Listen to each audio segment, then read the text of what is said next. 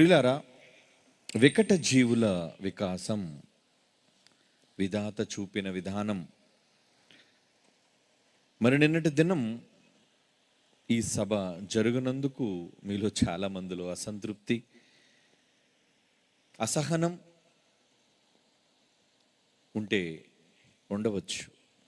చాలామంది నిన్న వచ్చి తిరిగి వెళ్ళిపోయారు. కారణం భయంకరమైన ఉరుములు, భయంకరమైన గాలులతో నిన్నటి దినం మీలో ఎవరికైనా ఏమైనా ఇబ్బంది కలుగుతుందేమోనన్న ఉద్దేశంతో నేనే దేవుని ఆలోచన మేరకు సభను రద్దు చేయమని చెప్పాను. ఎందుకంటే ఇలాంటి బహిరంగ ప్రదేశాల్లో తిరగకూడదు అని ఒక ప్రభుత్వం నుంచి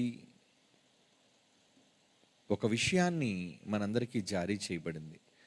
ఇలా మీరు పబ్లిక్గా కూర్చున్నప్పుడు ఏ పిడుగుపాటు, ఏ మరి మెరుపుకైనా, తాకిడికి మీలో ఎవరికైనా ఏమైనా ప్రమాదం జరుగుతుందేమో.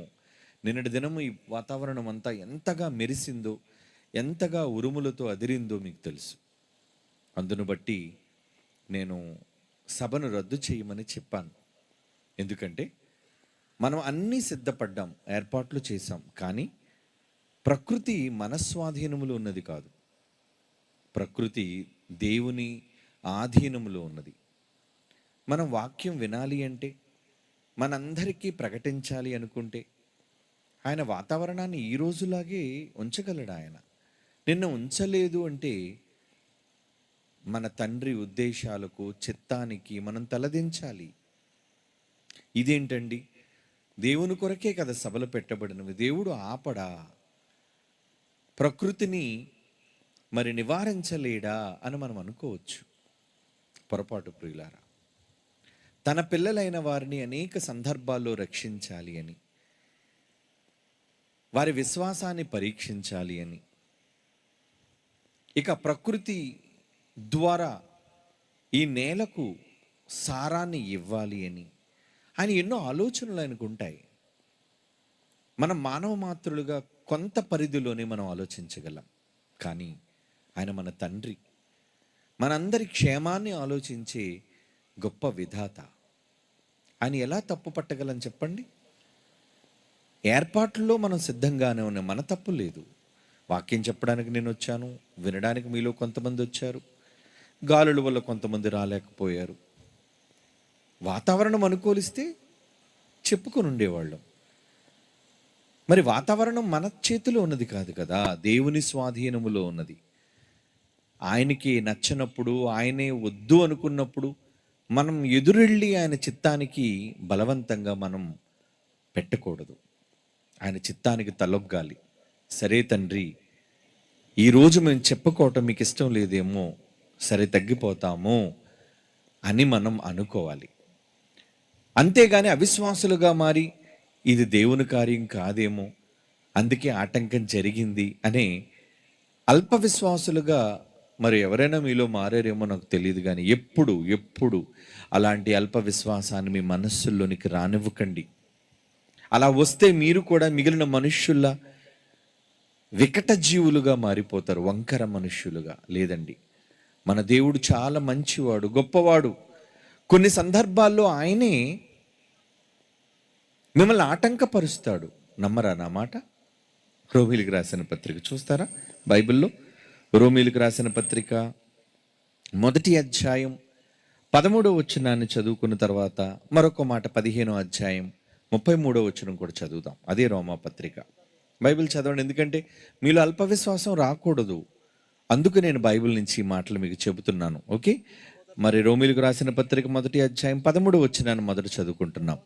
సహోదరులారా, ఇతరులైన అన్యజనులలో ఫలము అన్యజనులలో ఫలము పొందునట్లు మీ దగ్గరకు కూడా వచ్చి మంచి ఫలం, వాక్య సంబంధమైన ఫలాన్ని పొందాలి అని అనేక పర్యాయములు మీ వద్దకు రావాలి అనుకున్నాను.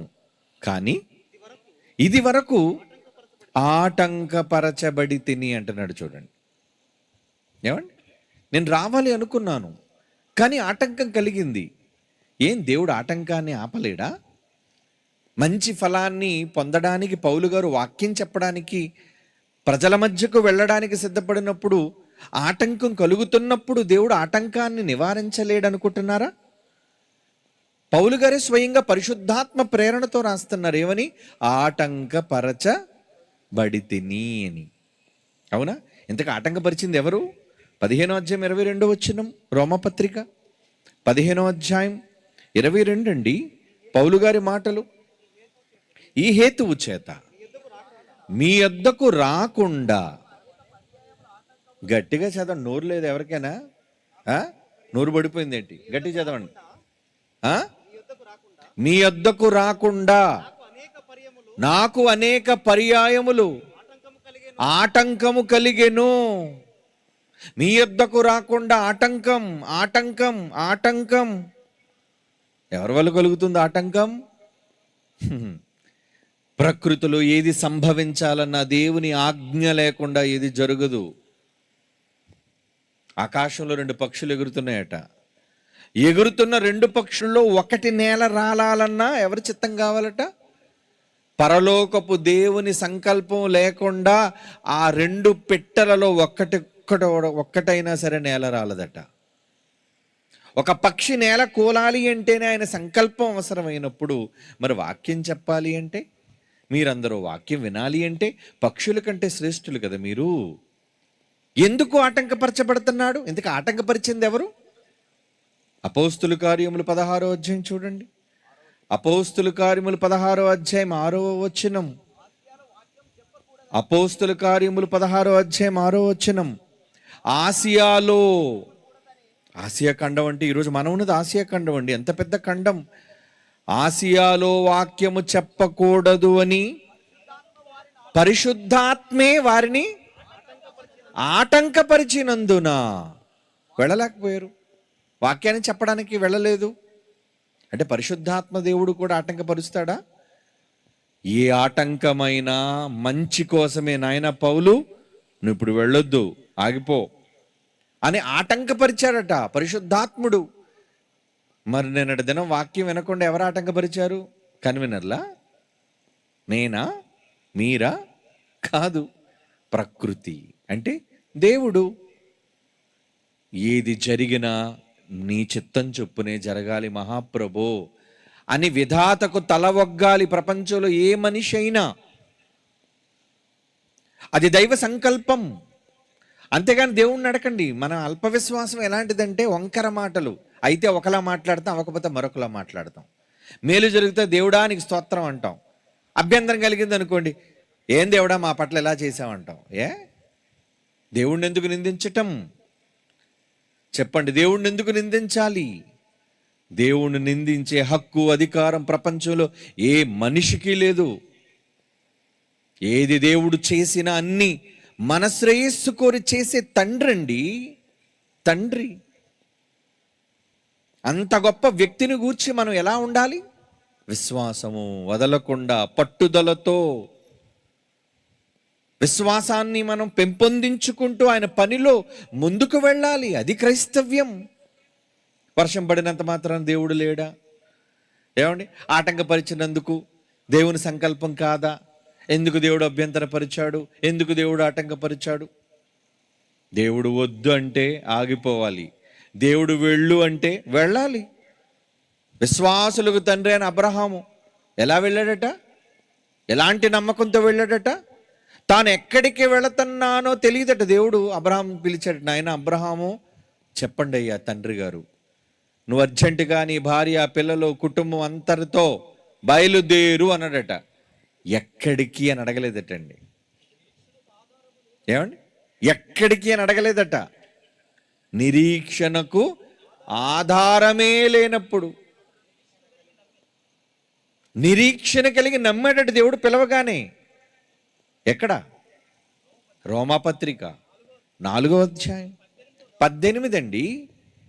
రోమిలకు రాస్తున్న పత్రిక 4:18 ఏమంటున్నాడు? నీ సంతానం ఇలాగే ఉంటుంది.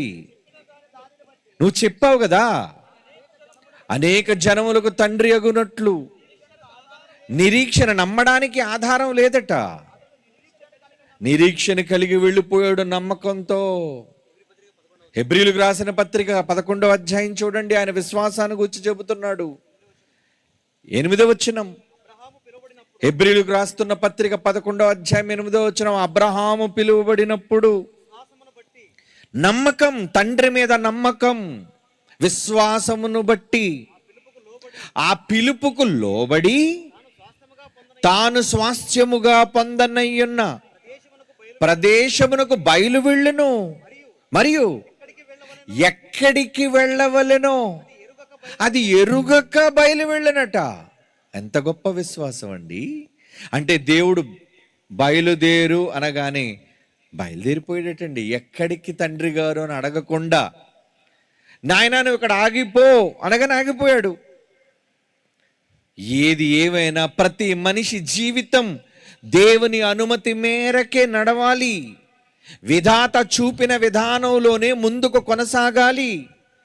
నా ఇష్టానుసారంగా నేను చేస్తాను అనుకుంటున్నాడు మనిషి చాలా సందర్భాల్లో. నేను దేవునికి భిన్నంగా వెళతాను అనుకుంటున్నాడు. దేవుడు చెప్పిన దాన్ని కాదని చేస్తాను అనుకుంటున్నాడు. తప్పు కదా. తండ్రి మాటను జవదాటవచ్చా?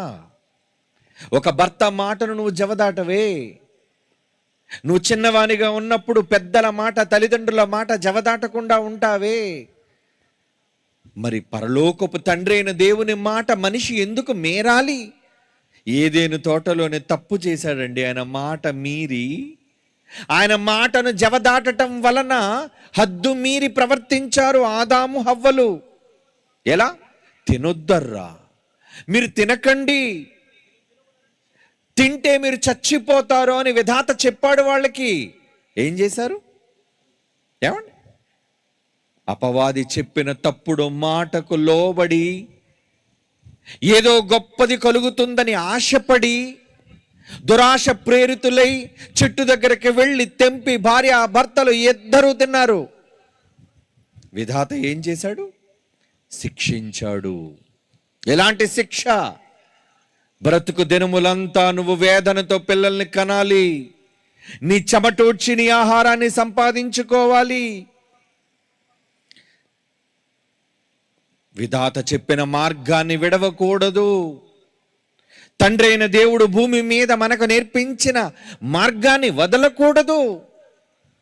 పెద్దలు చెప్పే మాటలు చద్ది మూటలు అంటారు కదా సామెత.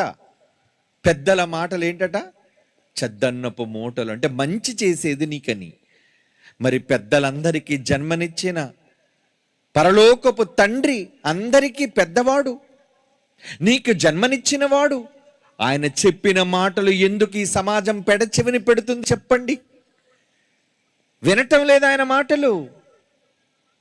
ఇప్పటి వరకు జాన్ ప్రసాద్ చెప్పిన మాటల్లో, నాయనా నీ కడుపుకు మద్యం కాదు నాయన, మంచిది కాదయ్యా, అనారోగ్యం. వింటుందా? తాగి చెడిపోతుంది సమాజం. ప్రభుత్వం మీకు మంచి చెబుతుందా? ప్రభుత్వమే కదా డబ్బులు ఇచ్చి అమ్మేది. ప్రజల ప్రాణాలు పోయినా పర్వాలేదు, ప్రభుత్వానికి కావాల్సింది లాభం. ప్రజల క్షేమాన్ని యోచించేది కాదు ఈరోజు ప్రభుత్వాలు. ప్రపంచ దేశాలున్న మానవ ప్రభుత్వాలు. తాగండి, తిరగండి, చెడిపోండి, వ్యభిచారం చేసుకోండి, చంపుకోండి, నరుక్కోండి. ఏమండి? ఎక్కడ మాట వింటుంది చెప్పండి? దేవుడు చెప్పిన మాటను అంగీకరిస్తుందా? ఏమండి? ఒక కుటుంబం నిలబడాలని, ఒకడు ఆరోగ్యంగా ఉండాలి అని, తల్లిదండ్రులను ఎలా సన్మానించాలో అని ఎన్నో మంచి మాటలు దేవుడు బైబిలులో రాయిస్తే వాటికి మతం అనే రంగును పులిమి ఇవి మనం చదవకూడదు, వినకూడదు అని ఎందరో వంకర మాటలు పలికే మనుష్యులు ఈరోజు సోషల్ మీడియాలో బయలుదేరారు. వంకర మాటలు, బైబిల్ అబద్ధాల పుస్తకమని, బూతు పుస్తకమని, అది చదవకూడదు అని, బైబిల్లో రాయబడిన మంచి ప్రజల చెవిని పడకుండా సమాజాన్ని చెడగొట్టే విధంగా ఎన్ని వక్రీకరణలు, ఎన్ని తప్పుడు అయిన అవగాహనలు చివరకు మనుష్యులను ఒకరి మీద ఒకరు ప్రేరేపిస్తున్నారండి. ఒక జాతి మీద మరొక జాతిని రెచ్చగొడుతున్నారండి. తిట్టుకోండి, ఇంకా తిరుగుబాటు చేసుకోండి, ఇంకా చంపుకోండి, చావండి. ఈరోజు సోషల్ మీడియాలో చూడండి ఎన్ని దారుణమైన మాటలు. అసలు మత సంబంధమైన వ్యక్తులు మాట్లాడే మాటలేనా? దేవుని నమ్మనవాడు మాట్లాడే మాటలైతే వాడొక రౌడీగానో గోండాగానో ఏసేస్తా, కోసేస్తా, తీసేస్తా, ఏంటి తలకాయ, ఇవే కదా మాట్లాడతారు. సమాజంలో ఒక రౌడీ గోండా ఎలా మాట్లాడతాడు? రే నిన్ను లేపేస్తా, నీ తల తీసేస్తా. నోడు విప్పగానే సమాజం వినలేని భయంకరమైన బూతులతో మాట్లాడేవాడు, వాడు భక్తి లేనోడు. కానీ ఈరోజు అదే మాటలు దేవుని పిల్లలైన వాళ్ళు కూడా మాట్లాడుకుంటున్నారు అంటే ఏంటండి సమాజం ఇలా మారిపోయింది? విధాత చూపిన విధానం వద్దా? వద్దు. మీ త్రోవలు మాకు అక్కర్లేదు, మీరు చెప్పే మాటలు మేము వినము, యెహోవా మాటలు మాకు వద్దు అని తృణీకరించే జనాంగం అండి ఈ ప్రజలు. దేవుడు చెప్పే మంచి వాళ్ళకి అక్కర్లేదు, మరేం కావాలి? చెడు కావాలండి. సమాజం ఈరోజు స్వీకరిస్తుంది చెడును కాదా? ఏమండి, మంచి దేవుని వాక్యాన్ని ఒకవేళ షార్ట్గా చేసి పెట్టిన ఒక చిన్ని ప్రసంగంగా, 1 నిమిషంగా, 2 నిమిషాలుగా, అర్ధగంట ప్రసంగంగా వాళ్ళు చేసి పెడితే వింటుందా ఈ సోషల్ మీడియాలోని సమాజం? ఈరోజు ప్రతి మనిషి చేతిలోనూ నిత్యావసర వస్తువుగా మారిపోయిందే మొబైల్ ఫోన్, స్మార్ట్ ఫోన్. చూస్తారా దాన్ని? లేదో. ఒకదానికి ఎక్కువగా వ్యూస్ రావాలి అంటే, ఒక విషయం వైరల్ కావాలి అంటే అది మంచిదై ఉండదు. గమనించండి, ప్రతి వైరల్ న్యూస్, ప్రతి చెడ్డ వార్త దానికే ప్రాచుర్యం, దానికోసమే ప్రజలు చూస్తారు. దానికే చూడండి ఎన్ని వ్యూస్ ఉంటాయో. ఒక దారుణ సంఘటన గూర్చి, ఒక న్యాయాన్ని గూర్చి, ఒక అక్రమాన్ని గూర్చి, ఒక తప్పుడు మాటలను గూర్చి, తప్పుడు విధానాలను గూర్చి దానికేనండి ఎక్కువ ఎక్కువ ఎక్కువ ప్రాపకం. ఒక సినిమా పాట పెట్టాడు అనుకోండి, కొన్ని నిమిషాల్లో మిలియన్లకు వెళ్ళిపోతాడు, లక్షల వ్యూస్. ఏముంటుంది అందులో? ఏముంటుంది సినిమా పాటల్లో? చెప్పండి. సమాజానికి మంచి నేర్పించే పాటలా? భూతు పాటలు, భూతు మాటలతో, ద్వంద్వమైన అర్థాలతో, అశ్లీలకరమైన పదజాలాలతో, కుర్రకారు వేడెక్కే భయంకరమైన రచనా శైలితో ఎలా పాడు చేస్తుంది ఈరోజు సమాజం. అలాంటి పాటలకు ఆదరణ, వింటారు, చూస్తారు. అదే మంచి? మంచికి లేదండి ఆదరణ. దేవుని మాటలకు రాదండి ఆదరణ. ఇదేనా న్యాయం? ఇదేనా విధాత చూపిన విధానానికి మనుష్యుడు చూపించే వైనం? ఎంత తప్పు చేస్తుంది మానవ సమాజం, ఎంత తప్పు చేస్తుందండి మానవ సమాజం. దేవుని మాటలు వినాలి, ఈ సమాజంలో దేవుని మాటలు వినబడాలేనేనండి ఈరోజు ఇంత ప్రయత్నం. పిల్లలు గిరి, అతని సంఘం ప్రతి కుటుంబానికి తప్పనిసరిగా ఎంత ధనాన్ని ఇవ్వాలి అని తమ కష్టార్జితాన్ని ఖర్చు చేసి పిల్లలు ఇదిగోండి లక్షల కార్యక్రమంతో ఈ కార్యక్రమాన్ని మీకోసం, మీ ద్వారా వాళ్ళు ఓట్లు అడుక్కుందామనో, మీ ద్వారా పదవిని సంపాదించుకుందామనో, మీ ద్వారా ధనాన్ని ఆర్జిద్దామనో కాదు. మీరు అనుకోవచ్చేమో సభలు పెడితే వాళ్ళకి బోళ్ళు డబ్బులు వస్తాయని. ఎంత ఇచ్చేస్తున్నారేంటి మీరు? అందరూ 100 రూపాయల నోట్లు, 500 రూపాయల నోట్లు వేస్తారా? తర్వాత వెళ్ళి అడగండి, చిరిగిపోయిన నోట్లు, చిల్లర నోట్లే వేస్తారు. వచ్చిన 1000 మందిలో మీ అంత చందా కూడా అక్కడ రాదు. కానీ మీకు ఖర్చు పెడుతుంది అంత. ఈ లైటింగ్కి, సౌండ్ సిస్టమ్కి, స్టేజ్కి, ఏమండి అయిపోయిన తర్వాత మీకు పెట్టే భోజనాలకి మనం ఇచ్చే ధనం కన్నా 10 రెట్లు ఎక్కువ ఖర్చు అవుతుంది, తెలుసా మీకు? కానీ ఎందుకు చేస్తున్నారు? లాభం కోసం కాదు.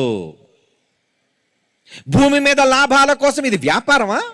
వ్యాపారం కోసం, లాభం కోసం చేసేది వ్యాపారం అవుతుందండి. కానీ ఇది దేవుని కోసం చేసే దైవ కార్యం. ఈ కార్యం ద్వారా మీ మనసులు మారాలి. ఈ చెడిపోయిన దుష్ట సమాజంలో మీరు మీ కుటుంబాలు జాగ్రత్త పడాలి. ఈ భయంకరమైన సమాజపు ఛాయలు మీ పిల్లల మీద, మీ కుటుంబాల మీద పడకూడదు. అందుకు వాక్యమే ఏమంటున్నాడు? వాక్యమే మీకు కావలిగా ఉండాలి. వాక్యం కావలా? అవును. మిమ్మల్ని కాపాడవలసింది ఎవరు? వాక్యం. మరి కాపాడే వాక్యాన్ని నేర్చుకుంటున్నారా? మీ బ్రతుకులను రక్షించే వాక్యాన్ని మీరు స్వీకరించగలుగుతున్నారా? యాకోబు 1:21 చూడండి ప్రియులారా. యాకోబు పత్రికలో ఈ వాక్యం కోసం ఏమంటున్నాడో చూడండి. సమస్త కల్మషమును, విర్రవీగుచున్న దుష్టత్వం మనుష్యుల్లో ఉంది, అది మాని లోపల నాటబడి మీ అందరి ఆత్మలను రక్షించే శక్తి కలిగిన వాక్యం ఇది. వాక్యంలో ఏముందనుకుంటున్నారు? మీ ఆత్మలను రక్షించే శక్తి ఉందట. ఈ శక్తి కలిగిన వాక్యమును సాత్వికం ఉంటుందా? వినేటప్పుడు సాత్వికమా? చాలేవయ్య గొప్ప చెప్పొచ్చావు కానీ నువ్వు. మంచి చెబితే ఏమని కామెంట్లు పెడతారు? ఏమండి, మంచిని సమాజానికి పెడితే చాలే పెద్ద చెప్పొచ్చావు కానీ పో. వ్యంగ్యంగా, అశ్లీలంగా దూషిస్తూ ఈరోజు సమాజం మంచిని స్వీకరించేటట్టుగా లేదు. చెడిపోతున్న ఈ మానవ సమాజాన్ని దేవుడు విధాత చూచి అయ్యో నా పిల్లలు పాడైపోతున్నారే, నా పిల్లలు నేను కాపాడుకోవాలి. ఏమంటే మీ కళ్ళ ముందే మీ పిల్లలు వ్యసనాల బారిన పడిపోతే సంతోషిస్తారా మీరు? వాడు సిగరెట్ తాగుతుంటే, మందు కొడుతుంటే మీ పిల్లలను చూచి మీరు సంతోషంగా ఉండగలరా? వాడి కోసం రోజు ఏడుస్తారు కదా. వాడు చిన్నవాడైతే వాడిని దండించగలరు, కానీ పెద్దవాడైపోయాడు. ఏం చేసి వాడిని మార్చాలి? ఏం చేసి వాడిని బాగు చెయ్యాలి అని కదా మీరు ఆలోచిస్తారు. అది కన్న మీ పిల్లల మీద మీకున్న బాధ్యత, మమకారం అనుకుంటే ఈ భూమి మీద ఉన్న సకల కోటి మనుష్యులను కన్న పరలోకపు తండ్రి చెడిపోతున్న సమాజాన్ని చూచి బాగు చేయాలి అనుకోడా? తన పిల్లల్ని కాపాడుకోవాలనుకుంటున్నాడండి. కాపాడుకోవాలి, నా పిల్లల్ని నేను కాపాడుకోవాలి. కాపాడుకుంటున్నాడు ఆయన. అందుకోసం ఏమన్నాడు తెలుసా? కోడి తన పిల్లలను ఎలాగైతే సంరక్షించుకుంటుందో, ప్రమాదం నుంచి, ఇబ్బందుల నుంచి తాను కన్న తన పిల్లల్ని ఎలాగైతే తన రెక్కల చాటున భద్రపరుచుకుంటుందో, నేను కూడా నా పిల్లలైన వాళ్ళు నా మాట వినే నా పిల్లలందరినీ మార్చాలి అనుకుంటున్నాను అంటున్నాడు. చూడండి మత్తయి సువార్త 23వ అధ్యాయం, మత్తయి సువార్త 23వ అధ్యాయం 37 వచ్చినవండి. యెరూషలేమా యెరూషలేమా, ప్రవక్తలను చంపుచును మీ యొద్దకు పంపబడిన వారిని రాళ్లతో కొట్టుచు ఉండుదానా? కోడి తన పిల్లలను రెక్కల క్రింద ఎలాగూ చేర్చుకునేనో అలాగే నేను కూడా పిల్లలను ఎన్నో మార్లు చేర్చుకోవాలి అనుకుంటున్నాను. కానీ వినటం లేదు. దేవుడు పెడుతున్న ఈ కేక, దేవుడు వినిపిస్తున్న ఈ స్వరం ఎవరి కోసం? మత ప్రచారం కోసం కాదండి. చెడిపోతున్న ఈ సమాజాన్ని బాగు చేయటం కోసం. ఈరోజు మీరు వింటున్న ఈ శబ్దం నాది కాదు. ఆయన మనస్సులోని ఆలోచనలకు నేను శబ్దాన్ని ఇస్తున్నానంతే. ఆయన మనస్సులోని ఉద్దేశాలను నేను ప్రకటించేవాడినంతే. నా మాటలు కావివి, దేవుని మాటలు. ఏమండి, తన పిల్లల్ని బాగు చేసుకోవాలనుకోవటం లేదా? అవును, చూడండి, ఒక కోడి, ఒక భయంకరమైన విషసర్పం తన పిల్లల బారికి వచ్చినప్పుడు వాళ్ళు ఏం చేయాలనుకుంటుంది? చూడండి, ఏం చేయాలనుకుంటుంది? రే మార్చి వీడియో, ఏం చేస్తున్నాను అక్కడ? చూడండి అక్కడ ఏం జరుగుతుందో. తన పిల్లలతో ఒక కోడి ఉందండి, అదిగోండి భయంకరమైన విషసర్పం తన పిల్లల మీద దాడి చేయడానికి వస్తుంది. అలా వస్తున్నప్పుడు ఏం చేస్తుంది? ఆ తల్లి కోడి చూడండి, ఆ తల్లి చుట్టూ ఆ పిల్లలు చాలా జాగ్రత్తగా ఉంటున్నాయి. తల్లి చెబుతుంది, జాగ్రత్త, భయంకరమైన ప్రమాదం మీ చుట్టూ ఉంటుంది. అమ్మను దాటి వెళ్ళకండి, నాన్నను దాటి వెళ్ళకండి, జాగ్రత్త పడకపోతే మీరు ప్రమాదం చెప్తుంది. అందుకు చూడండి తన పిల్లలందరినీ ఆ విషసర్పం బారి నుంచి ఎలా తప్పించడానికి ఆ తల్లి ఏమండి ఎలా ప్రయత్న పడుతుంది. చెడిపోయిన ఈ చూడండి దాని పిల్లల్ని చూడండి, రెక్కలతో ఎలా తోస్తుంది చూడండి. అమ్మ వెళ్ళిపోండి, ఇక్కడ ఉండకండి అమాయకులారా, మీకు తెలియదర్రా, మీకు తెలియదు ఈ సమాజం ప్రమాదకరమైనది, ఈ సమాజం చాలా ప్రమాదకరమైనది. దాని విషపు కాటుకి తల్లి అయినా సిద్ధపడుతుందేమో గాని ఏమండి తన పిల్లలను కాపాడుకోవాలన్న జ్ఞానం ఒక చిన్న పక్షికి ఉందండి. ఒక కోడి పెట్ట ఆ మిగిలిపోయిన ఒక్క పిల్ల, ఆ చివరి పిల్ల ఒక్కటే మిగిలిపోయిందండి. ఆ ఒక్క పిల్ల కోసమైనా వెళుతుంది. చూడండి, తను తాను కాపాడుకుంటూ ఆ ఒక్కగానొక్క బిడ్డ కోసం కాపాడటం కోసం అది ఎలా వెళుతుంది, ఎలా ఎదురు తిరుగుతుంది, కాపాడేసుకుంది అందరిని. Very good. ఇదే కదా దేవుడు ఈ సమాజం కోసం అన్న మాట. ఏమని? 99 నీతిమంతుల విషయమై కలుగు సంతోషము కంటే ఒక పాపి మారకపోతే వాడిని మార్చాలని నాకు ఉండదా? యేసుక్రీస్తు వారి మనస్సు చెబుతున్నారండి, తండ్రి మనస్సును చెబుతున్నారు ఆయన. ఏమని? 99 నీతిమంతులు ఉంటే ఉండొచ్చు, కానీ ఒక్క పాపి మారాలి. లూకాసు వార్త 17వ అధ్యాయం 7వ వచనం. లూకాసు వార్త 15వ అధ్యాయం 7వ వచనం. మారు మనస్సు అక్కరలేని 99 నీతిమంతుల విషయమై కలుగు సంతోషము కంటే మారు మనస్సు పొందు ఒక్క పాపి విషయమై పరలోకమందు ఎక్కువ సంతోషం. ఎప్పుడు? ఇదిగో ఇలాంటి సభలు జరిగి ఒక్క పాపి మారితే పరలోకమందు సంతోషం అటండి తండ్రికి. పరలోకమందు దేవునికి సంతోషాన్ని ఇవ్వడానికి నిలబడ్డాడండి ఒక గిరిరాజు. అసలు ఇది మారుమూల ప్రాంతం, ఇన్ని వేల మంది మీరు రావటం ఆశ్చర్యం. నాకు తెలిసి ఈ ప్రయాణ సౌకర్యాలు లేని ఈ మారుమూల ప్రాంతానికి ఎంతమంది రావటమా? వాళ్ళని అడగండి, ఎప్పుడైనా ఎంతమంది వచ్చి ఉంటారేమో. ఎప్పుడైనా వచ్చారండి? ఎప్పుడైనా వచ్చారా? లేదు, రారు. కానీ మీరు వచ్చారు దేనికి? వాక్యం, మనస్సులను మార్చే వాక్యం. మా తండ్రి మాటలు మేము వినాలి.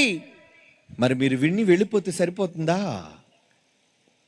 మీలా వినని వాళ్ళు ఎంతో మంది ఉన్నారు ఈ సమాజంలో. ఎంతో మందికి మీరు చెప్పాలి, వెళ్ళాలి, ప్రకటించాలి, లేదంటే చెడిపోతుందండి ఈ సమాజం. అలా పాడవుతుంది. ఎవరో కాదు, మన సొంత అన్నలు, చెల్లెలు, అక్కలు, తమ్ముళ్ళు, మన కుటుంబం.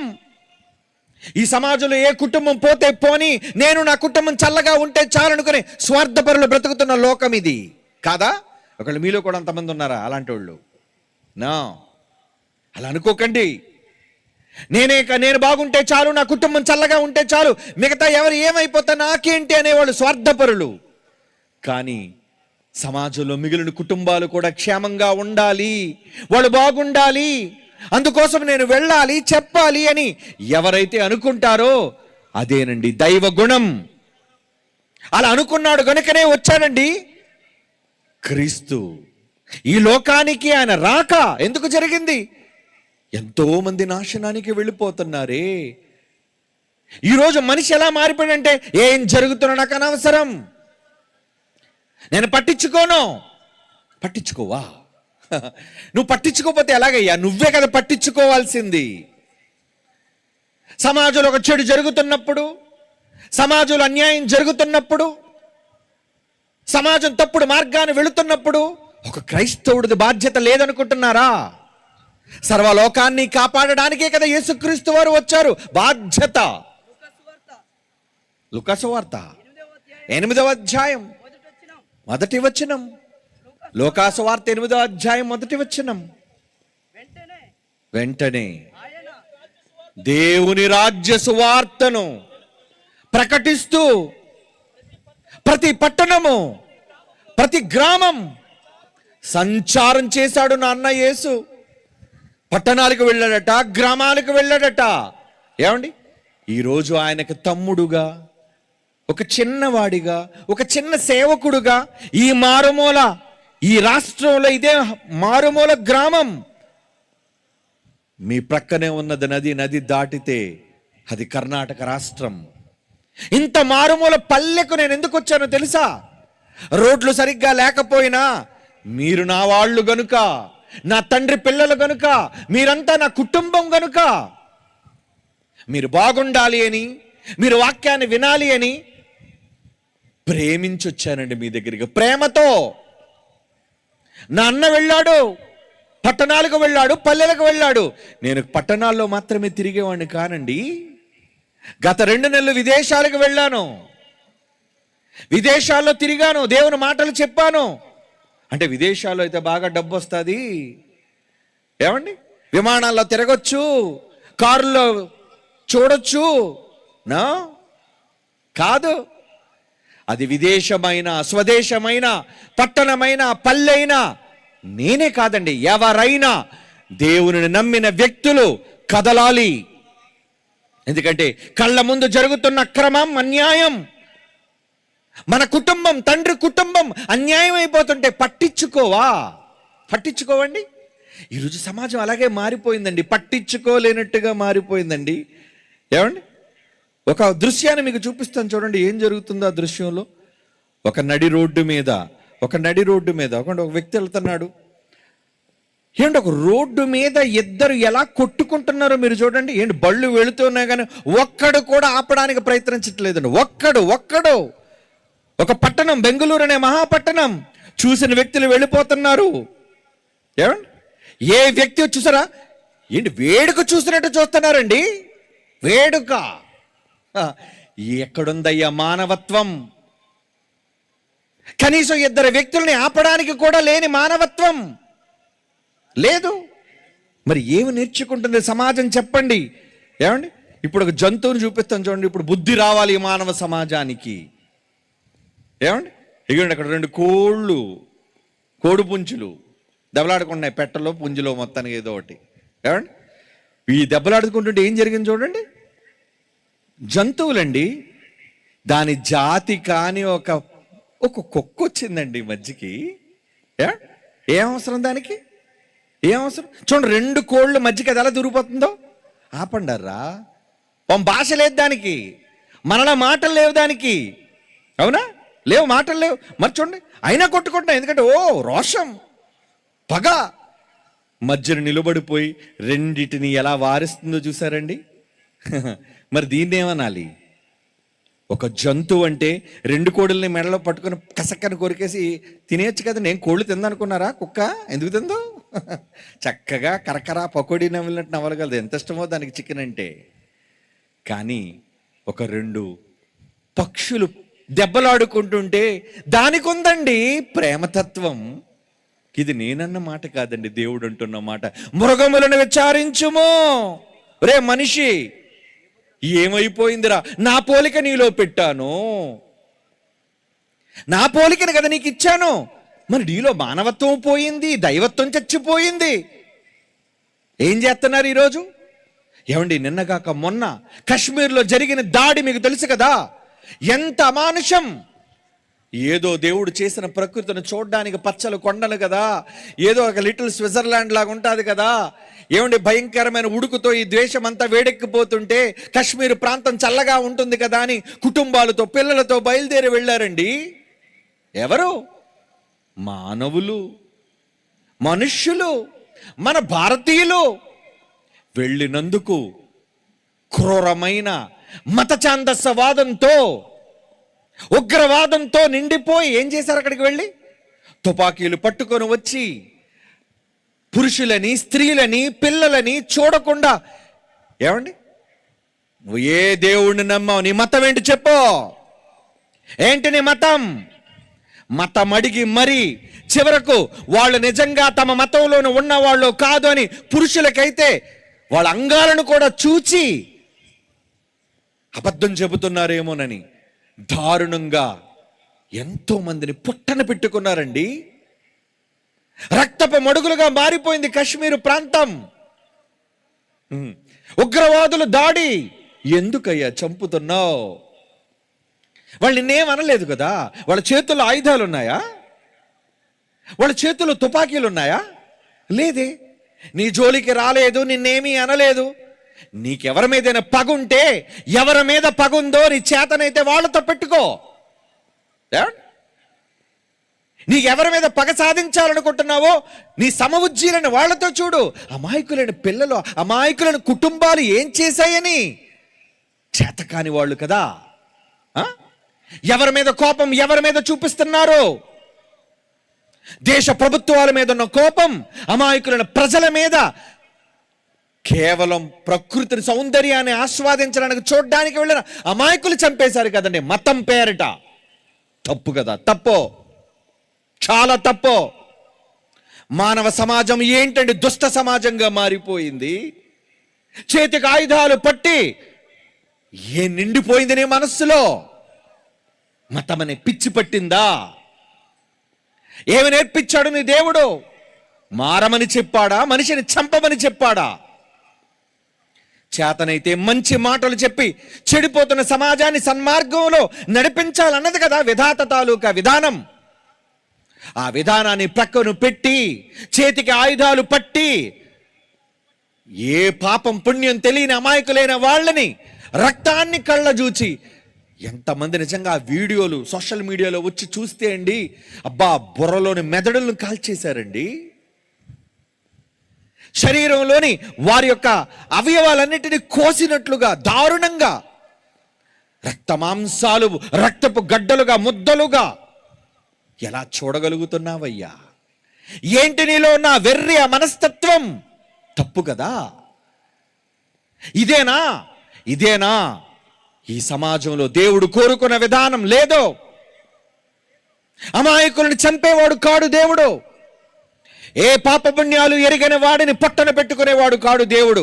అలా అనుకుంటే ఈ పాటికి ఎప్పుడో ఉగ్రవాదాన్ని మనుష్యులు కాదండి దేవుడే అంతం చేసి ఉండాలి. ఏం దేవుడు లేడా? ఏ దేశం దేవుడు నమ్మటం లేదు చెప్పండి?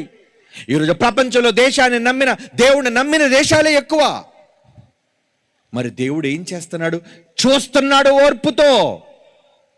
నా కొడుకు మారాలి. ఒరే, ఎందుకురా తీవ్రవాదిగా మారిపోయావు? ఎందుకురా ఉగ్రవాదిగా మారిపోతున్నావు? మారాలిరా నువ్వు. నీ మార్పు కోసమే నేను దీర్ఘశాంతంతో ఎదురు చూస్తున్నాను అంటున్నాడండి దేవుడు. నీ చేతిలో ఆయుధం. దేనికి ఆయుధం నీ చేతిలో? ఏమండి, ఆయుధాలంటే ఎంత సరదా నీకు? ఆయుధాలు పట్టుకోవడం అంటే ఎంత ఇష్టం నీకు? ఏమనుకుంటున్నావు? మాంసాలు, రక్తాలు, అవయవాలను తెగ నరకటం మానవత్వం అనుకుంటున్నావయ్యా? నీకు రక్తం పోతే ఒక రక్తం తయారు చేయగలవా నువ్వు? ఒక అవయవం నీకు లోపిస్తే మరొక మనిషినికి దానం చెయ్యాలయ్యా. ఈరోజు ఎదిగిన ఆధునిక శాస్త్ర ప్రపంచంలో అవయవాలు దొరకవు. లివర్లు లేవు, ఊపిరితిత్తులు దొరకవు, గుండెకాయలు దొరకవు, కళ్ళు దొరకవు, చేతులు దొరకవు. మరో మనిషి దానం చెయ్యాలి. గుండెైనా, కాలేయమైనా, కళ్ళైనా, ఏమండి ఏదైనా రక్తమైనా దానం చెయ్యాలయ్యా. దానం. నువ్వేంటి ఆయుధాలు పట్టుకుంటున్నావు? ఎందుకు నీలో ఈ దుష్టత్వం? చంపాలన్న కోరిక ఏంటి నీలో ఎలా వచ్చేసింది? ఏమండి, నిజంగా కొన్ని విషయాలు మీకు చూపిస్తానండి. అది ఎంత ఆసక్తికరంగా ఉంటుందంటే,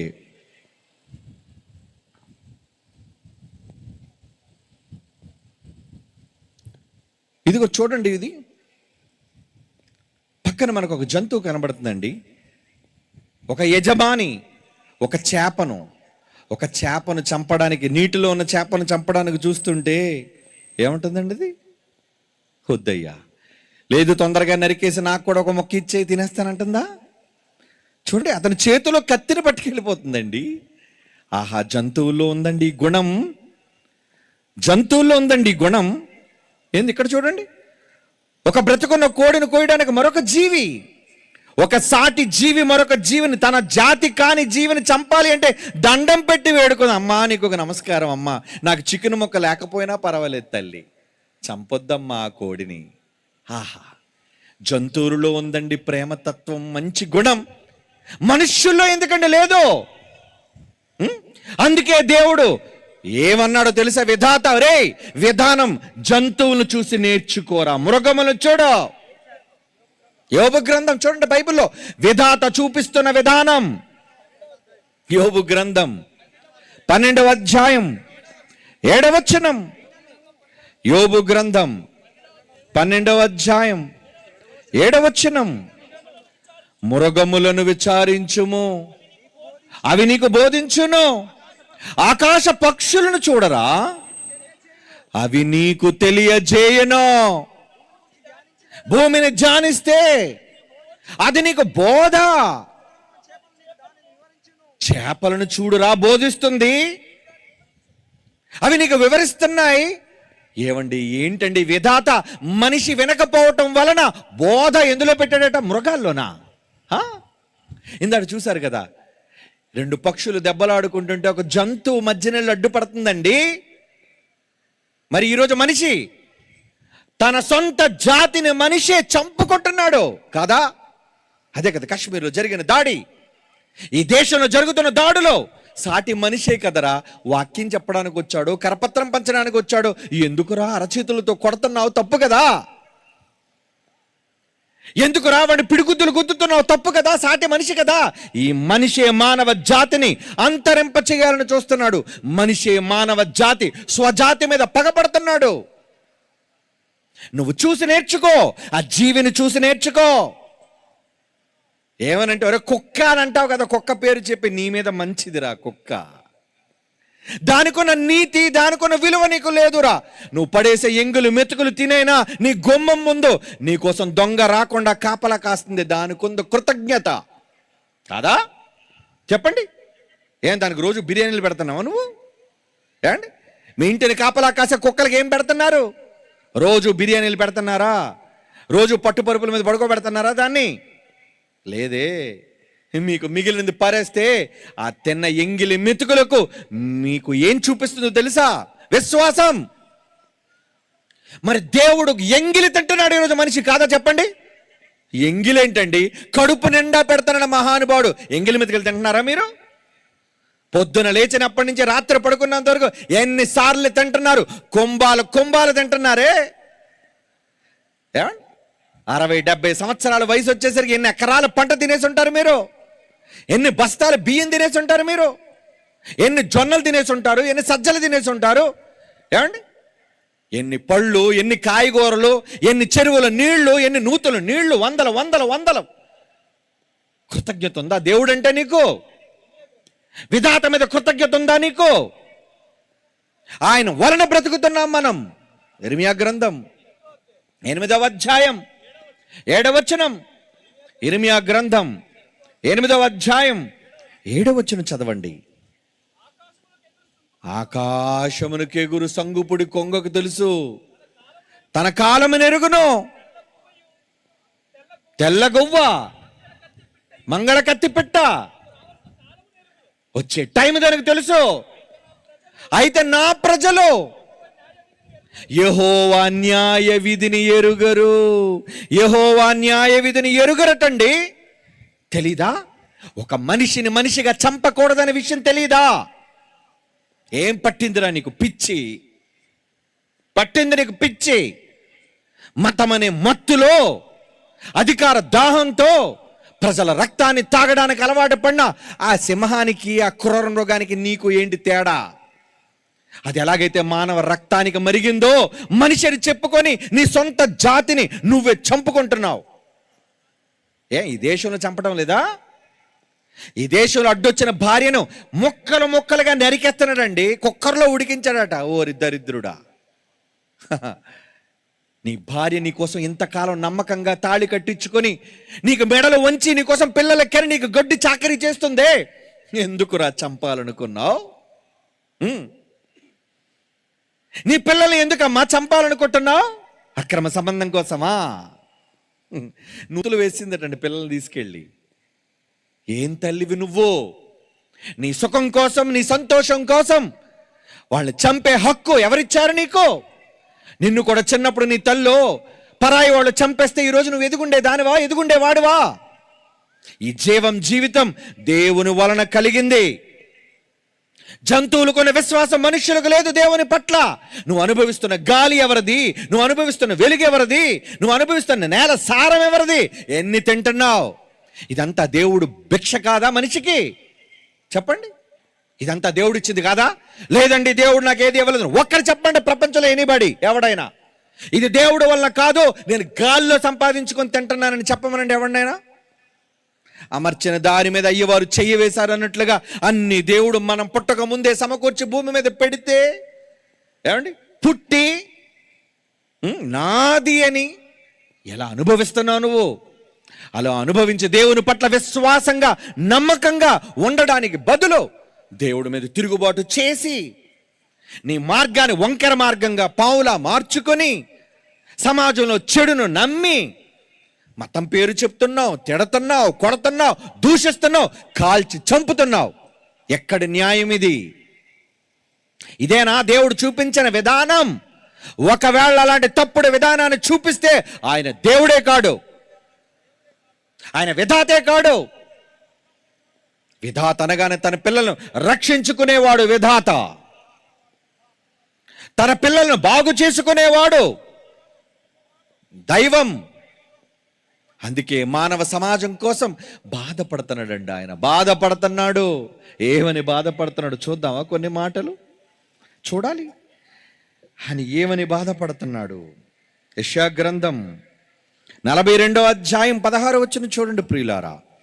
యెషయా గ్రంథం 42వ అధ్యాయం 16వ వచనం, వారు ఎరుగని మార్గమున గుడ్డి వారిని తీసుకొని వచ్చేదను, వారు ఎరుగని త్రోవలలో వారిని నడిపింతును, వారి ఎదుట చీకటిని వెలుగుగాను వంకర త్రోవలను చక్కగా చేయుదురు. నేను వారిని విడువక ఈ కార్యములు చేయుదును. నేను వదులుకోలేను, నా పిల్లల్ని వదులుకోలేను, వదలనంటున్నాడండి. ఎంత గొప్ప తండ్రి! వదలడు. నీ తల్లి నిన్ను విడిచిపెడుతుందేమో, కనిపారేసిందేమో, కన్నాక పెద్ద అయిన తరువాత నీ కర్మకు నువ్వు చావరా అని చెప్పి తల్లిదండ్రులు నిన్ను వీధిని వదిలేశారేమో. అలా వదులుకునేవాడు కాడు నీ తండ్రి. విధాత అలాంటోడు కాడు. ప్రతి వ్యక్తి తన కుమారుడుగా, తనలాంటి స్వభావం కలిగిన వాడుగా, దైవంగా సమాజంలో నిలబడాలని, ఎదగాలని ఆశపడుతున్న వ్యక్తి అండి ఆయన. స్వార్థం లేదా ఆయనలో, పక్షపాతం లేదా ఆయనలో. ఏమండి, పక్షపాతం ఉంటే నువ్వెందుకురా చంపుతున్నావు దేవుళ్ళు పేరట? చంపితే ఆ దేవుడు చంపుకొని, నువ్వెవడు చంపడానికి దేవుడు పేరు చెప్పి, నువ్వు నిజంగా నమ్మిన దేవుడు ఉన్నాడు అనుకుంటే నువ్వు ఆయుధం ముట్టొద్దు. దేవుడు ఉన్నాడుగా, నమ్ముతావుగా, చంపని ఆయన్ని.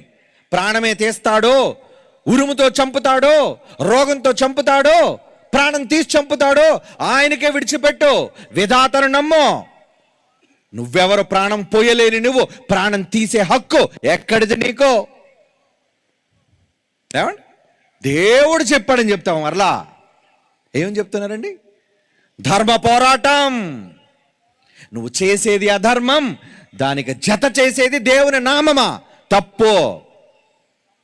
నువ్వు చేస్తున్న ప్రతి తప్పుకి దేవుణ్ణి మధ్య పెడుతున్నావు. మా ధర్మం చెప్పింది. ఏం చెప్పింది? తలకాయలు తీయమనా? వచ్చిన వాళ్ళ వీధుల్లో కొట్టమనా? ఆయుధాలతో దాడి చెయ్యమనా చెప్పింది? నా అలా చెప్పింది ధర్మం అని నేను అనుకోను.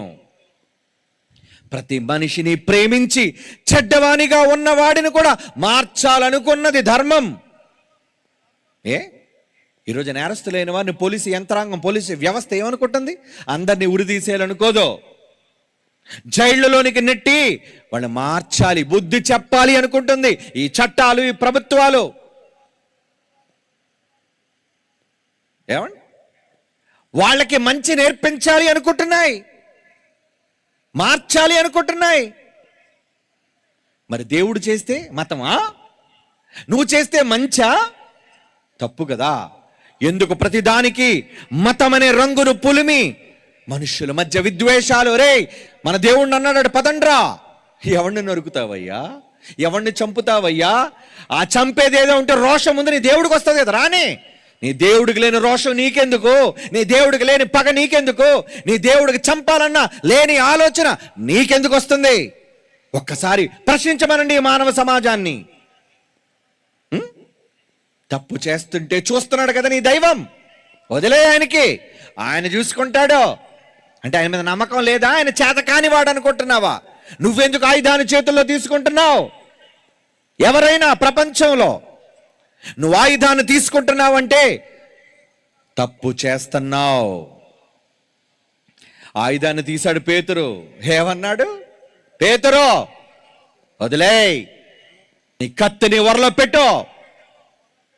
కత్తి పట్టుకున్నవాడు దేంతో పోతాడు? ఆ ఆయుధంతోనే పోతావయ్యా. వద్దు. ఆ రోజు రాత్రి గెత్సెమనే తోటలో యేసు ప్రభు వారిని హింసించడానికి, ఏమండి, బలవంతంగా తీసుకుని వెళ్ళడానికి వచ్చిన వాళ్ళని గాయపరిచిన వ్యక్తిని తన చెవు మల్కనే ఒక సేవకుడు, ఒక సైనికుడు చెవి నరికేశాడు పేతురు. ఆ క్షణంలో కూడా మార్చాడు కదండి. ఆ క్షణంలో కూడా స్వస్థత చేశాడు కదండి. అదిరా ప్రేమ అంటే అదే. విధాత చూపిన విధానం అంటే అదే. అంతేగాని చేతికొచ్చిన ఆయుధంతో రే ఏసేయండ్రా అనలేదు. అరే అపోస్తలులారా రండి. యేసుప్రభు నాయకుడైతే ఏమనాలి? ఒరే వచ్చారా పరిసయ్యులు, వాళ్ళ తాలూకా సైన్యంతో వచ్చారు, నరికేయండ్రా ఒక్కొక్కడిని అనాలి అన్నాడా? లేదే. మార్చాలి అనుకున్నాడు. నన్నే కదా వెతుకుతున్నారు, రండి రండి, ఇంకెవరినే అనకండి, నా అపోస్తలులు, వాళ్ళ నా శిష్యులు, వాళ్ళకేం తెలియదు, నన్ను అరెస్ట్ చేయండి రా, నన్ను తీసుకుని వెళ్ళండి. ఆహా, ఏంటి ఆ విధాత యొక్క విధానం? ఏంటి ఆయన మంచితనం? అదండి ప్రేమ అంటే. అది ఏ దైవంలో ఉందో చెప్పండి. అలాంటి గుణాలు కలిగిన వాడండి నిజమైన దైవం. అందుకే ప్రపంచానికి ఈరోజు యేసు ప్రభు ఒక మార్గదర్శిగా, ఒక రక్షకుడుగా ఉన్నాడు. అంటే మనిషి మనసును మార్చడానికి తన బ్రతుకుని ఒక విధానంగా చూపించాడు. మాదిరి అన్నాడు. అందుకే ఏం విడిచిపెట్టి వెళ్ళాడట మనకైనా? ప్రభు మనకు నేర్పించిన మాదిరి, అదే విధానం. పేతురు రాసిన మొదటి పత్రిక చూడండి. పేతురు రాసిన మొదటి పత్రిక 2వ అధ్యాయం 21వ వచనం. క్రీస్తు కూడా మీ కొరకు బాధపడి, మీరు తన ఎందుకు బాధపడ్డాడో తెలుసా? సిలువలో. ఏమండి, ఎందుకు ఓర్చుకున్నాడో తెలుసా? ఆ సిలువలో మీకోసం మీరు తన అడుగు జాడలలో నడుచుకొనవలెనని మీకు మాదిరి ఉంచి వెళ్ళిపోయాడు. ఆయన పాపము చేయలేదు. ఆయన నోట ఏ కపటము రాలేదు. ఆయన దూషింపబడ్డాడు. ఎంతో మంది ఎన్నో మాటలు అన్నారే, దూషింపబడియో బదులు దూషించలేదట. మరి ఈరోజు క్రైస్తవులు, ఈరోజు చూసారు సోషల్ మీడియాలో, ఎవడైనా వీడిని గూర్చి ఒక మాట అంటే చాలండి, వీడు వచ్చేతర కెమెరా ముందుకే, ఎన్ని మాటలు అన్నావు నువ్వు, నేనెవరో తెలుసా? ఏమండి, వీడు కూడా దూషించడం ప్రారంభిస్తున్నాడు. నువ్వు ఎలాంటి వాడవో తెలియదా? నీ బ్రతికేంటో తెలియదా? నువ్వెవడు నన్ను అనడానికి? ఈ మాటలంటుంది ఎవరనుకున్నారు? సేవకులు. మీకు అలాంటి వాళ్ళే మార్గదర్శకులు. సిగ్గుండాలి మీకు అలాంటి వాళ్ళు మార్గదర్శకులుగా పెట్టుకోవడానికి. వద్దా, మనుష్యుల ఎవ్వరిని అభిమానించకండి, నన్ను కూడా. దేవుడు చూడండి, యేసు మీకు మాదిరి. ఇంత గొప్ప వ్యక్తి కళ్ళ ముందు మహామూర్తిగా ఉంటే ఆయన్ని చూడకుండా పనికిరాని మనుషులు చూస్తారేటండి. మీలో కూడా చాలా మంది అన్నారు ఫ్యాన్ ఫాలోయింగ్ అన్నారా? జబ్బదే, వదిలేయండి ఆ జబ్బుని. వ్యక్తులకు కాదు, దేవునికి అభిమానులుగా ఉండండి. మేమంతా పలానా తాలూకా అండి, మేమంతా పలానా గ్రూప్ అండి. పోతారు, మరలా చెప్తున్నాను, నరకానికి పోతారు చచ్చాక. ఎవరు మీకు మాదిరి? వాడు చేసే తప్పులా మీకు మాదిరి? వాడు చేసే తప్పుడు బోధలా మీకు మాదిరి? అలాంటి వాడే తప్పుడు బోధల్లో మిమ్మల్ని నడిపించి వాడు పోతాడు నరకానికి, మిమ్మల్ని కూడా తీసుకుపోతాడు. ఎందుకంటే ఆడకు గుడ్డోడు, ఆ గుడ్డోని వెంబడించే మీరు కూడా ఇంకా పెద్ద గుడ్డి మేళం. మీరు వద్దా? అలాంటి గుడ్డి సన్నాసులు నమ్మకండి. దేవుణ్ణి చూడండి. మాదిరిగా నేనున్నానని యేసు ప్రభు చెబితే మనుషులు చూస్తారేటారా మీరు? యేసు వైపు చూడాలి కదా. ఆయన ఏం చేశాడు? దూషింపబడి, చదవండి ఆ మాట. ఈరోజు క్రైస్తవ్యం చేస్తుందో లేదో ఈరోజు ప్రశ్నించుకోవాలి. క్రైస్తవ్యం సూటిగా బైబిల్ అడుగుతుంది ఈరోజు. ఆయన నోట ఏ కపటము లేదు. ఆయన దూషింపబడి ఎన్ని మాటలు ఎవరన్నా బదులు తిరిగి తిట్టలేదటండి. ఆయన శ్రమ పొంది బెదిరించలేదేమండి. ఈరోజు చూడండి, ఏడు పాస్టర్లేనా వీళ్ళు? బోధకులేనా? నరికేస్తా, కోసేస్తా, వేసేస్తా, పారేస్తా. ఏంటిది? ఎటుపోతుంది క్రైస్తవ్యం? మీకు కూడా రక్తం మరుగుతుందా? పోతారు మీరు కూడా. వేసేవాళ్ళు వెనకది లేదంటే మిమ్మల్ని వేసేస్తారు. వెళ్ళండి, వేసేస్తారు మిమ్మల్ని. ఆ తర్వాత ఓహో మేము వాళ్ళు వేసేసిన తర్వాత మేము హతసాక్షులుగా చచ్చిపోయి అనకండి, నరకంలో వేస్తాడు దేవుడు మిమ్మల్ని. మంచి కారణం కోసం చావలేదు, బదులు దూషించి మీరు చచ్చారు కనుక. ఎందుకంటే కోపం వచ్చింది, నువ్వు అని తిట్టావు. గత ప్రభుత్వంలో, వైఎస్ఆర్సీపీ ప్రభుత్వంలో చాలామంది అబ్బబ్బబ్బబ్బబ్బ ఎంత దారుణంగా మాట్లాడారో ఉన్నమాట చెప్తున్నాను మీకు. ఎందుకంటే నేను ఏ పార్టీకి చెందినోను కాను. నాది ఎప్పుడు ఒకటే పార్టీ, అది దేవుని పార్టీ. అంతే, దేవుని పక్షాన మాట్లాడేవాడిని నేను. వాళ్ళ అధికారులు ఉన్నప్పుడు ఎంతమందిని ఒరే అది ఇది వాళ్ళ పుట్టుకల కోసం నానా రకాలుగా మాట్లాడారండి. ఇప్పుడు ప్రభుత్వం మారింది, ఇప్పుడు వాళ్ళు వచ్చారు. వాళ్ళు వచ్చి ఏం చేస్తున్నారు? ఒరే ఎవడెవడరా మళ్ళీ మాట్లాడాడు, లిస్టు తయారు చేయండి రా, వేస్తున్నారు ఒక్కొక్కడిని. ఎందుకు ఈ శిక్ష? నీ నోటి మాట. నువ్వు నోరు జారావు. ఆయన ఎవరి వ్యక్తిగతం కోసం నీకెందుకో? నీకు నోరిచ్చింది దేవుని మాట చెప్పడానికి, ఈ సమాజాన్ని బాగు చేయడానికి, ఎవరో జీవితాల్లో నీళ్లు పోయడానికి కాదు, ఎవరి కోసం తప్పుడు మాటలు మాట్లాడడానికి కాదు. గలతీ పత్రిక 5వ అధ్యాయం 15వ వచనం. గలతీ పత్రిక 5వ అధ్యాయం 15వ వచనం అండి. మీరు ఒకరిని ఒకడు ఖర్చుకొని భక్షించుకుంటున్నాడు. ఖర్చేసుకోవడమే. ఒకరినొకడు ఖర్చుకొని భక్షించుకుని ఎడల ఏమవుతుందో తెలుసా? మీరు ఒకని వలన ఒకడు బొత్తిగా నశించిపోతారని చెప్తాడు. చూడండి, విధానం చెబుతున్నాడు. మీరు కూడా రెచ్చిపోయి మాట్లాడారా, ఆడెలాగైతే మిమ్మల్ని వేసాడో మిమ్మల్ని కూడా ఆడేసేస్తాడు. నశించిపోతారు. జాగ్రత్త అంటున్నాడు. అందుకే జాగ్రత్త. బైబిల్లో ఈ మాటలు మీకు పడతాయా? మాకు కూడా వేడెక్కించే మాటలు కావాలి. కామెంట్లు పెడతారా? అయ్యగారు భలే మాట్లాడారండి, అబ్బాబా ఏం కౌంటర్ ఇచ్చారండి, మేమున్నాం మీతో. నీ మొహం ఆ నేసెత్త నువ్వు ఉన్నా వెనకతలా వేయడానికి. నేను ఇంటికి వస్తే కొండ మీదకి బారిపోతావు నువ్వు. నీకు అంత గుండె ధైర్యం ఉందా? చచ్చి అంత పిరికి దేవుడి కోసం నువ్వు నిలబడతావా? నిజంగా వాక్యం చెబుతుంటే ఎదిరిస్తే సహించు. ఎదిరించారండి, అన్యాయంగా మాట్లాడారని మాట్లాడిని. నీ ప్రభు నీ మాదిరి ఏం చూపించాడు? పగ తీర్చుకోమన్నాడా? దూషించినందుకు తిరిగి 10 మాటలు అనమన్నాడా? సహనం, ఓర్చుకో. నేనే మీ నాయకుడిగా ఓర్చుకుంటే మీకేంట్రా కొమ్ములు లేస్తున్నాయి? అడుగుతున్నది బైబిల్. ఎవరి విధానంలో ఉన్నారు ఈరోజు? ఎవరి విధానంలో ఈరోజు క్రైస్తవ్యం వెళ్ళిపోతుంది? బయట అలాగా బైబిల్ తెలియక ఉగ్రవాదిగా మారిపోయాడు, మనుష్యులని కర్కశంగా చంపుతున్నాడు. వాడికి ఎలాగా విధానం తెలీదు. మాకు విధానం తెలుసో అని భక్తి చెప్పుకుంటారు కదా, మేము క్రైస్తవులమని. ఏమి నేర్చుకుంటుంది క్రైస్తవ్యం? బాగుపడాలి. దేవుడు ఎందుకు ఓర్చుకుంటున్నాడు? దేవుడే సహిస్తున్నాడు. దేవుడు సహిస్తున్నప్పుడు నీకేంటి బాధ? ఎంతమంది లోకంలో అక్రమం చేసేవాళ్ళు, అన్యాయం చేసేవాళ్ళు బతకటం లేదు చెప్పండి? బతుకుతున్నారా? ఎంతమంది దరిద్రులు, ఎంతమంది దుర్మార్గులు, ఎంతమంది కీడు చేసేవాళ్ళు, దోపిడి దొంగలు. వాడు బతుకుతున్నాడు లోకంలో. ఏం దేవుడు చూడలేదా? వాడిని చూస్తున్నాడు. మరి ఎందుకు ఊరుకున్నాడు? ఓర్పు. 2 పేతురు పత్రిక 3వ అధ్యాయం, 2 పేతురు పత్రిక 3వ అధ్యాయం 9. ఏ ఒక్కడు ఆలస్యమని ఎంచుకొనవద్దు. ప్రభు తన వాగ్దానమును గురించి ఆలస్యం చేయవాడు కాడు. ఎవడు అంటున్నాడు చూడండి, ఎవడు మీలో ఎవడు తన కుటుంబంలో ఎవడును నశింపవలెనని ఇచ్చయింపక అందరూ మారు మనస్సు పొందాలని కోరుచు మీ ఎడల దీర్ఘ శాంతం శాంతం శాంతం. నీ పరలోకపు దేవుడికే శాంతం ఉంటే నువ్వెందుకురా రెచ్చిపోతున్నావు? నువ్వెందుకు సోషల్ మీడియాలో రెచ్చిపోతున్నావు? ఆ మాటలేంటి? నీకు చేతనైతే ఆ గొంతుతో సమాజాన్ని ఇలా మార్చడానికి బైబిల్ చెప్పు. ఇది చేతకాని నువ్వు వ్యక్తిగతమైన దాడి.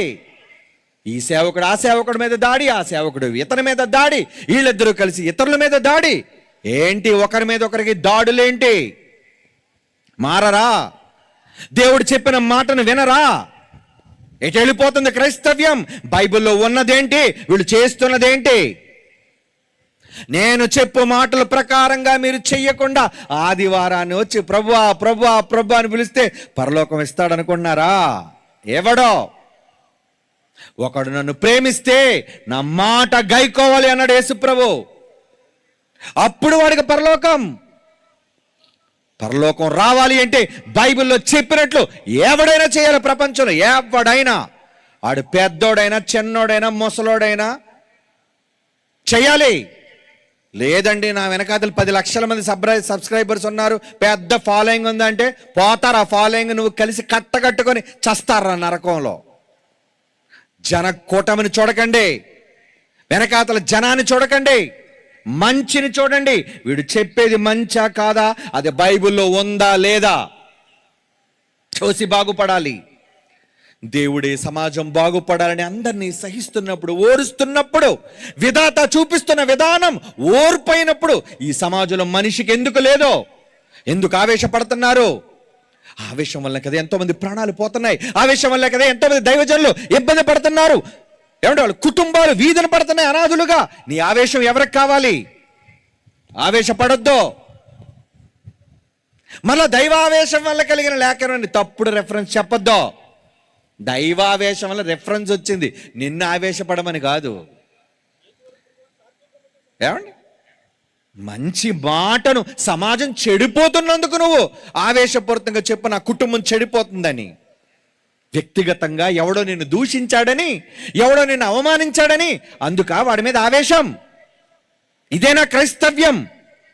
వద్దు, మారండారా, మారండి. దేవుడుకున్న ఓర్పు ఒక్కసారి చూడండి. మీరు వెళ్ళిపోయే ముందు దేవుడు ఎందుకు దీర్ఘశాంతంతో చూస్తున్నాడో తెలుసా?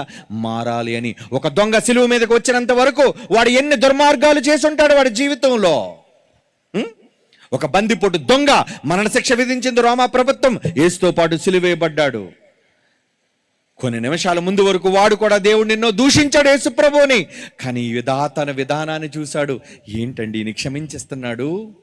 తను హేళన చేస్తున్న వాళ్ళని కూడా ఒక్క మాట కూడా శపించకుండా క్షమించమని కోరుతున్నాడు. ఏంటండి, వా ఈయనే నిజమైన మాదిరి. మహాప్రభు నీ మాదిరే నాకు ఆదర్శం. నేను మారిపోతాను, నీ రాజ్యంలో వచ్చినప్పుడు నన్ను జ్ఞాపకం చేసుకో అన్నాడు. అందుకే దేవుడు మార్చాడు. సిలువపై దొంగ మారాడు. ఎలాగా? కమాన్, లైట్స్ ఆఫ్. చూడండి ఈ పాట.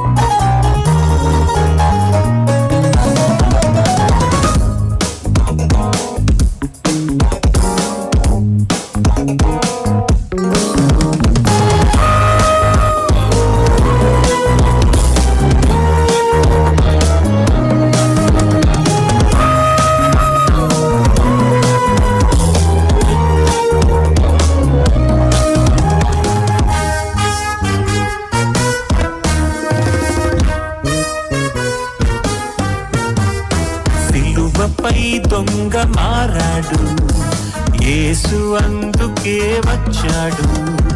మారాలని బ్రతికి ఉంచాడని, నువ్వు మారాలని బ్రతకనిచ్చాడని. ఇన్నాళ్ళుగా ఎదురు చూశాడుగా, ఏనాడు నువ్వు మారిపోవాలిగా. ఆయుష్య నీకుందని, చివరి అవకాశమే ఉందని. యేసు నేను నమ్మాలని, నువ్వు నమ్మితే రక్షిస్తాడని. సిలువపై దొంగ మారాడు, యేసు అందుకే వచ్చాడు.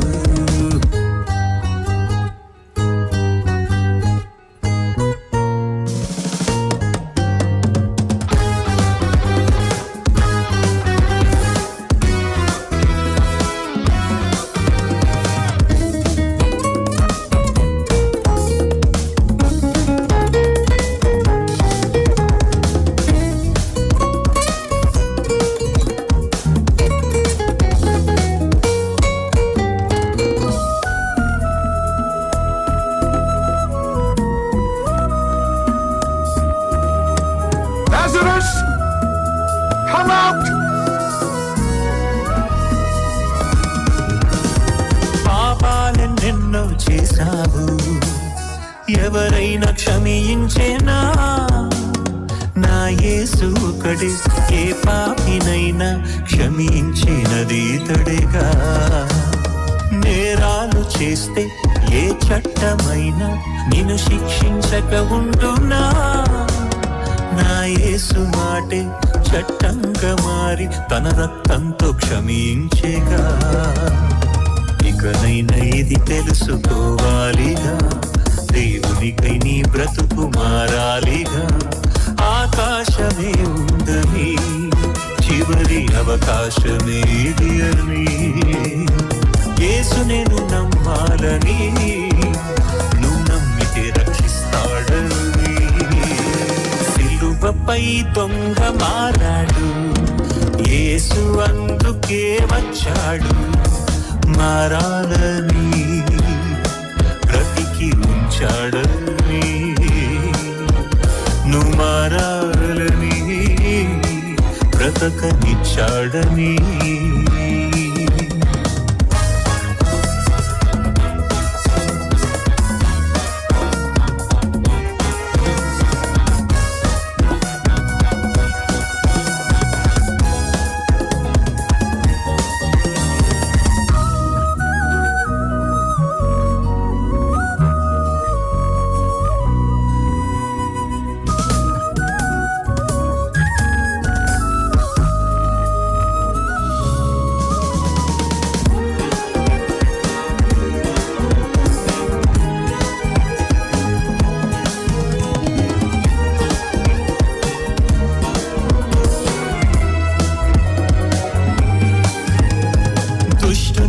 ఉండి మారక మరణిస్తే వెళతావు నరకానికే.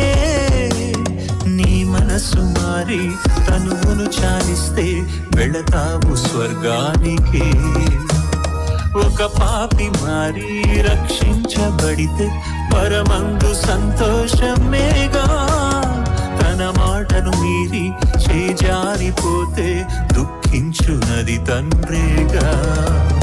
తన పిల్లలను కోరుకున్నాడుగా, క్షమించుటకి ప్రభుని పంపాడుగా. నిన్నే ఆశించాడని, అవకాశమిచ్చాడని. యేసు నేను నమ్మాలని, నువ్వు నమ్మితే రక్షిస్తాడని. సిలువపై దొంగ మారాడు, యేసు అందుకే వచ్చాడు. మారాలని బ్రతికి ఉంచాడని, నువ్వు మారాలని బ్రతకనిచ్చాడని. ఇన్నాళ్ళుగా ఎదురు చూశాడుగా, ఈ దినమే నువ్వు మారిపోవాలిగా. ఆయుష్య నీకుందని, చివరి చివరి అవకాశమే ఉందని, యేసు నేను నమ్మాలని, నువ్వు నమ్మితే రక్షిస్తాడని. సిలువపై దొంగ మారాడు, యేసు Lights on. అందుకే వచ్చాడు. ఎందుకు వచ్చారు యేసుక్రీస్తు వారు? విధాత విధానాన్ని చూపించడానికి. ఆ విధానం ఈ సమాజానికి నేర్పించాలి, చదవాలి మనమంతా, ప్రకటించాలి మనమంతా. చివరిగా ఈ మాట చదువుకుందాం. మీరందరూ చిన్ననాటి నుంచి అభ్యసిస్తున్న ఇదే మాట, పెద్దలైనా మరలా ఇదే మాట మీకు నేర్పించాలి అనుకుంటున్నాడు. ఏంటది?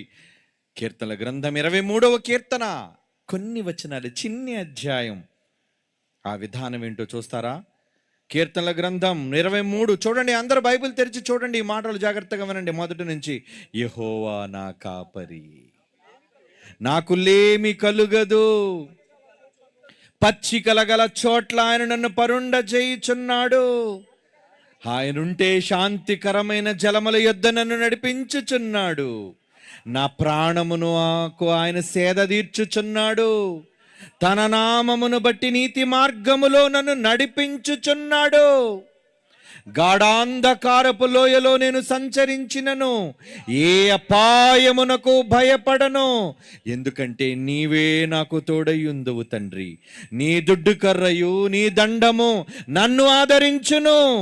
ఇక నా శత్రువులు ఎదుట నాకొచ్చేది మరణం కాదో, నాకు భోజనమును సిద్ధపరచుచున్నావు, నా తల నూనెతో నా తల అంటి ఉన్నావు, ఇక నా గిన్నె సమృద్ధి అంటున్నాడు. చూడండి, నా గిన్నె నిండి పొర్లుచున్నది.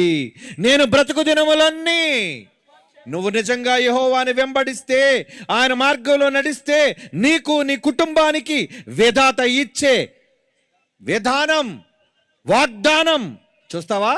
6వ వచనం, నేను బ్రతుకు దినములన్నీ కృప క్షేమము నా వెంట వచ్చును, చిరకాలము యెహోవా మందిరములో నివాసము చేస్తాను. చేస్తారా మీరు? నీ కుటుంబానికి, నీకు నిరంతరం కృపా క్షేమములు కలగాలి అంటే రా ఆయన కోసం. నీకు మేలులున్నాయి, నీ గిన్నె నిండి పొర్లుతుంది, సమృద్ధి నీకు కలుగుతుంది. రా ఆయన సన్నిధికి, రా ఆయన మందిరానికి, చెయ్యి ఆయన పనిని. నువ్వు, నీ కుటుంబం కృపాక్షేమములు నీ వెంట అంటున్నాడు. నమ్మగలవా ఈ విధాత మాట? నమ్మితే ఆవేశాలు విడిచిపెట్టు, నమ్మితే పగలను విడిచిపెట్టు, ద్వేషాలను విడిచిపెట్టు, ప్రేమను పంచడానికి వాక్యంతో చేతబట్టి రా. వికట జీవుల వికాసానికి విధాత చూపిన మార్గం ఇది. సన్మార్గంలో నడుస్తారో ఈ లోకపు దుర్మార్గతలోనికి జారిపోతారో మీ ఇష్టం.